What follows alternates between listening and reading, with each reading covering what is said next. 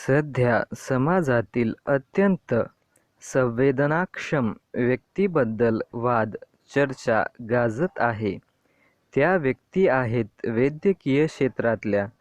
तुमच्या आमच्या सर्वांच्या निरोगीपणाशी निगडीत असा त्यांचा व्यवसाय आहे. आपल्यापैकी क्वचितच कुणी असेल की ज्याला डॉक्टरी सेवेशी फारशी गरज पडत नाही. पॅरा. दैनंदिन आवश्यक गरजेच्या सेवांमध्ये वैद्यकीय सेवेचा अंतर्भाव आहे. या सेवेची काय अनावस्था आहे हे तुम्ही आम्ही जाणतो. धंदा हा शब्द लावायला आपणही कचरतो. तेही घाबरतात, कारण त्यांच्या व्यवसायाशी एक पवित्र सेवेच्या भावनेची अपेक्षा निगडीत आहे. जगभरच्या सर्वच सेवांमध्ये ही वैद्यकीय सेवा या अपेक्षेशी निगडीत आहे. परमेश्वरी स्पर्श असा आपण त्यांच्या कौशल्याचा उल्लेख करतो. पॅरा. आज तोच व्यवसाय वादाच्या गराड्यात पडलेला आहे. आपल्यासारख्या विकसनशील देशात सार्वजनिक वैद्यकीय सेवांचे अपरिमित महत्त्व आहे. कारण दारिद्र्याने त्रासलेल्या या आपल्या देशात सार्वजनिक रुग्णालये फार महत्त्वाची भूमिका निभावत असतात.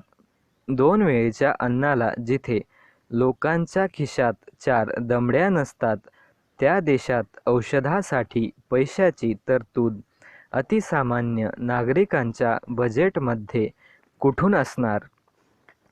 पॅरा. सर्वच संपकरी अनेकदा एकलक्षी उद्देशाने भारलेले असतात. आपल्या न्याय्य हक्कासाठी त्यांना तसा पवित्रा घेणे आवश्यक होतं. तरीही ज्या पवित्र हेतूसाठी लोक त्यांना मानतात, देवस्वरूप म्हणून नतमस्तक होतात, त्या भावनेची कदर म्हणून ही सेवा प्रतिकात्मक रीतीनं सुरू ठेवणं आवश्यक आहे. पॅरा. आज निरपराध गरीब रुग्णांचाही हाच प्रश्न आहे की आमच्या कोणत्या गुन्ह्याची सजा आम्हाला भोगावी लागत आहे. दुर्दैवाने आज अशी स्थिती आहे की डॉक्टरांची जनमानसातील प्रतिमा फार गढूळ झालेली आहे. लाखो रुपये दिवसागणिक कमावणारे डॉक्टर्स लाखो रुपये देऊन वैद्यकीय महाविद्यालयांमध्ये प्रवेश मिळवणारे, पैशासाठी अडवणूक करणारे डॉक्टर्स या त्यांच्या सर्वसाधारण प्रतिमेने डॉक्टर्सच्या पैशांबाबतच्या मागण्यांना जनसामान्यांची सहानुभूती राहत नाही. काहींच्या बाबत न्याय्य असली तरी विद्यावेतन वाढविणे व शैक्षणिक शुल्क रद्द करणे या गोष्टींना आपुलकीने सामान्य माणूस पाहू शकत नाही. जगभरच्या वैद्यकीय सेवाकडे पाहता तेथेही सार्वजनिक इस्पितळांमधील डॉक्टरांना विद्यावेतन कमीच असते. त्याला संपूर्ण वेतन श्रेणीचा दर्जा नसतो.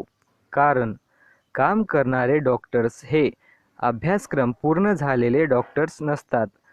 त्यांच्या प्रशिक्षणाचा अध्ययनानंतरच्या सरावासाठी मिळालेली संधी असते.